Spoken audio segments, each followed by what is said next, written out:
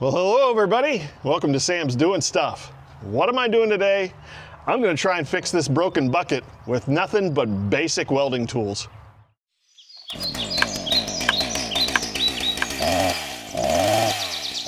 This excavator bucket, of course, is made from very thick steel, and there's no way that my basic flux core welder is going to ever penetrate deep enough to make a substantial weld on this, which is why you can see here I just put a tack weld on the outside of it and it didn't hold at all. So we need to do better. Now I got to tell you right off the bat, I am not a professional welder. I am a hack. I just own a welder, and I own a cheap welder to be able to tack things back together. This is a lot more serious than anything I've ever attempted before. So this is entertainment. This is not how to. We're gonna try this together. My viewers have given me lots of really good advice. My nephew, who's going to school for this, has given me good advice. So I'm gonna take that good advice, use the tools that I have, and just do the best I can.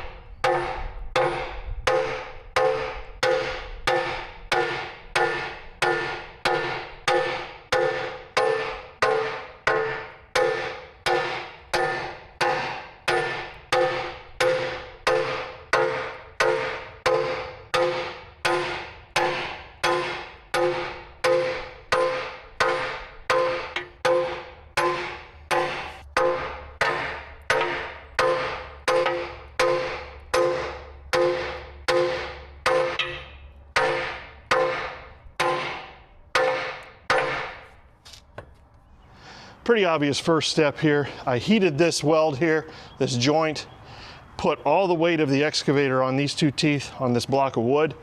Once I got that somewhat hot, pounded on that to get this bent back to where the two edges meet, at least pretty close for right now. Next thing we're gonna do, we're gonna grind out these old welds and we're gonna make a V so that the weld, the new weld, can sit down in the metal and try and give as much strength as possible.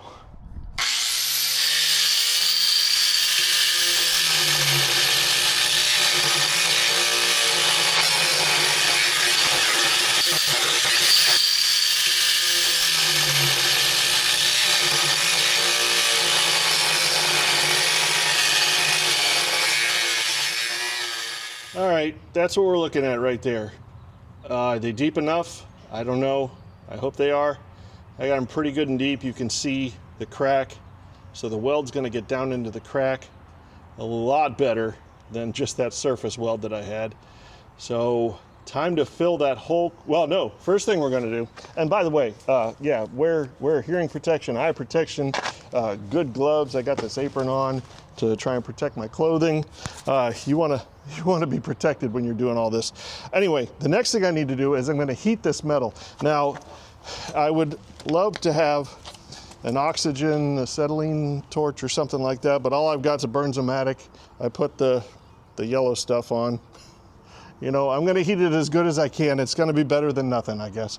But that's gonna help to get that metal to adhere to the new weld. Anyway, I'm gonna warm it up as much as I can.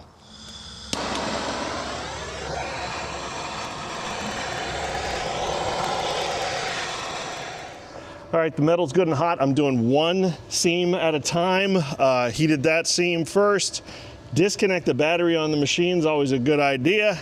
And we're just gonna start laying down weld. I'm gonna stack weld. So I'm gonna put one weld down in the deepest part of the V there. Gonna stop, I'm gonna wire brush it, and then just keep stacking welds. So here we go.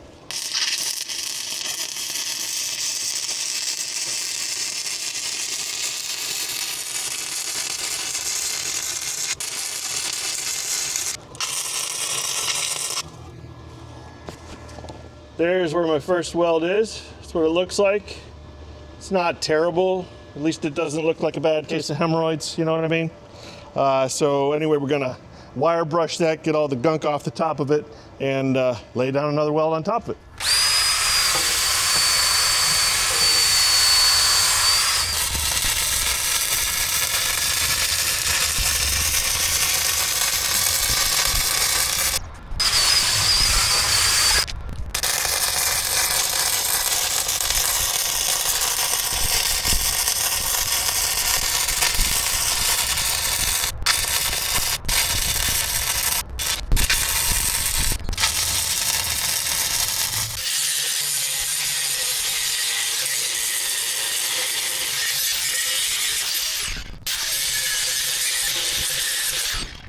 That, ladies and gentlemen, is what I'm gonna call good enough. This is an excavator bucket, so if it doesn't look pretty, whatever, but there's a deep weld in there now.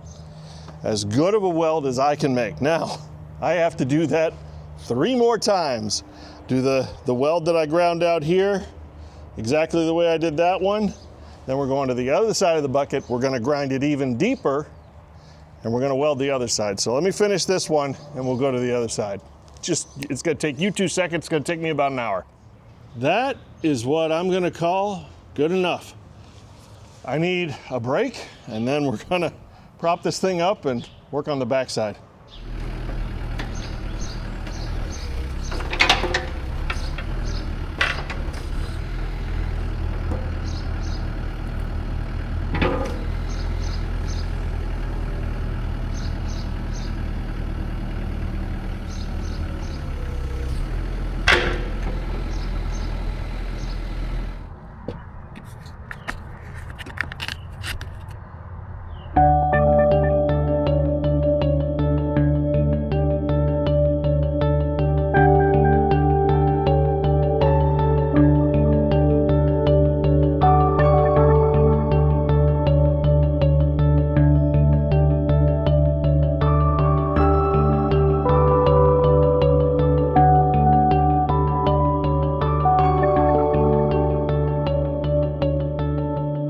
I am pretty darn pleased with that, if I do say so myself.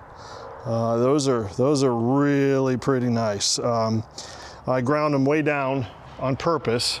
I ground them nice and smooth because I have one more thing I want to add, kind of a cheat code that's going to hopefully make this thing stronger than it was when I broke it.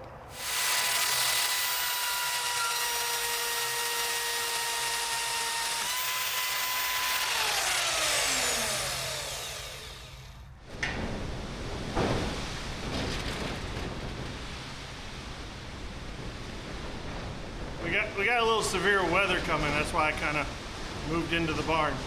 This is gonna be scary. Oh my gosh! I don't know if this is safe.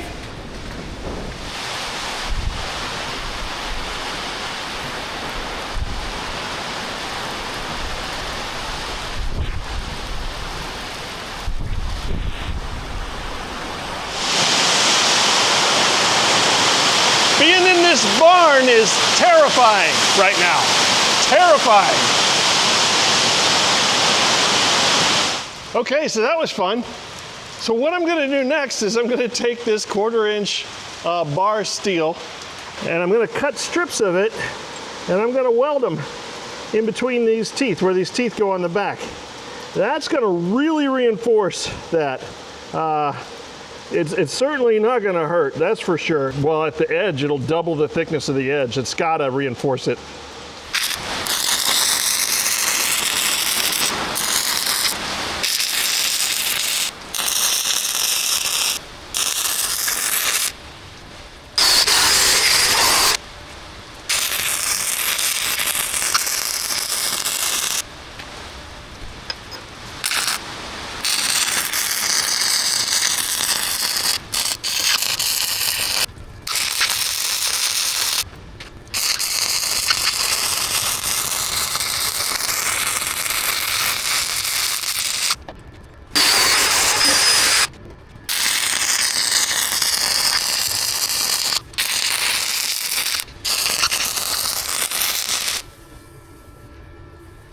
I think that's the best I've got. That's all the ideas. I mean, I could still add more plate up in here because the crack went all the way up here. I don't know if that's just too redundant, because the real, force is down here at the edge. And also, should I sharpen these edges so that it makes it easier to dig? I don't think that's going to make much of a difference, because you got the teeth that break up the dirt when you're digging. So I think that's it. So I'm going to let this sit all night, because no sense in using it right now when it's hot, obviously. Let it sit all night, and tomorrow we're going to start doing what I did when I broke it. Of course, we're going to be careful. We're not going to try to break it again, but I think I did it. That's it. It's ugly. Yes, it's ugly, but I decided that if one plate was good enough, 2 plates would be better. Yes, I know those welds are disgusting. Whatever. It's for strength, not for aesthetics. And it's stronger. So let that cool off, and we're going to put it to use. All right, here we are, back to the scene of the crime. This is how I broke it. I was lifting these big logs. And I never thought, it was just point of reference here. I didn't think that this machine could break its own bucket. Maybe it's because it's so old, I don't know. But I guess I need to be a little bit more mindful of it, a little more careful, maybe a little better technique. Like if I'm picking up an individual smaller round, I should pick it up with the edge of the bucket, one edge or the other, not in the center, because the center is obviously the weakest point. The edges have those edges. Anyway, so I'll do that. I'll try and keep everything nice and even when I'm gripping a big log like this one. Watch out for knots and stuff like that that might, cause uneven pressure against that bucket. If I'm more careful, and if I did the welds correctly, and my repair is hopefully what it should be, we'll be good. So let's give it a shot. All right, here's a monster. I don't see any knots or branches or anything like that that might cause uneven pressure. We're gonna get that thumb against it there, curl in. Oh, this makes me nervous, all that work. Get it down on it. Just grip it enough. And lift it. There we go.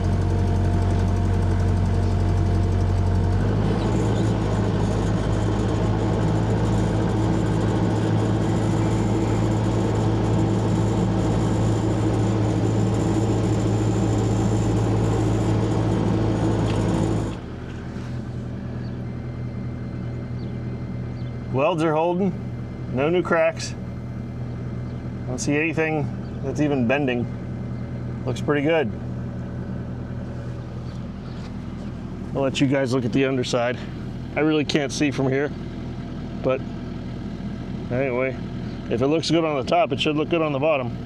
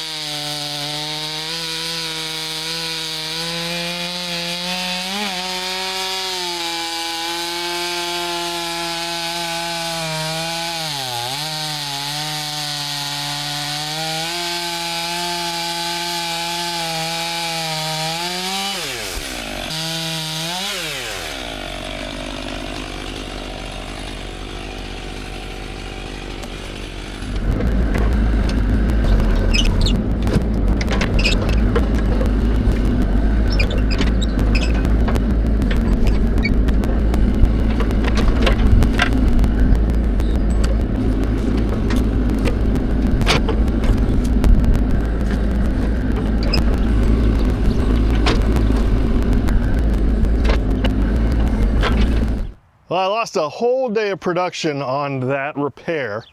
Was it worth it? I mean, I had to try, right? Now, in my mind, I did not have the adequate tools to make that repair. You know, the welder wasn't adequate, the heat wasn't adequate. I did the best I could with what I had. Is it gonna hold? You know, a lot of you might be clicking on this video, you're not subscribed, you're just a welder out there and you wanted to see what I did. The only way you're gonna know is to hit the like button, the subscribe, and, you know, hit the notifications, and then you can follow along with my channel, and you'll know because I'm gonna keep using it. So, by the way, if you are a welder, just this right here, you can see it, I know you can see it. It looks like a sunburn, and I thought at first that my farmer's tan was starting early this year. Did that happen from welding? I was welding with a t-shirt on, and I feel like, you know, you kind of rest the welder on your hand. I feel like I may have cooked my arm. Let me know in the comments if you have ever had that happen to you. Obviously, you probably should wear a long sleeve shirt. So what's the end game here? What's my goal? What am I trying to accomplish? Well, I want to get all of this stuff cut up into rounds so I can start moving it into the barn and start turning it into firewood. Obviously, that's the goal with all of it. But mainly this area because I want to put new logs here. This is where whenever the tree service, when the ground's solid enough and my tree service gives me hey, I need to drop off some wood, I'll have a place for it. I don't want him to come and add to this out here in the field. It's enough. There's a lot of wood here. And of course, when I get done with all that stuff on the hill, I'll be out here with the excavator and cutting this up. And then, you know, processing as fast as I can, get it into the concrete area so it's up out of the mud, and just run it straight through the barn and turn it into some good sellable product. That's the goal. If you like this video, like I told everybody, please hit the subscribe button. I'm gonna hit the like button myself because I'm pretty happy with that. For my limited skill and my limited tools, I think I did an adequate job. I know it passed the test now. Like I said, time will tell, and we'll see if it survives. But you'll have to, you know, click all those buttons and follow along so you can see next time when I'm doing more stuff.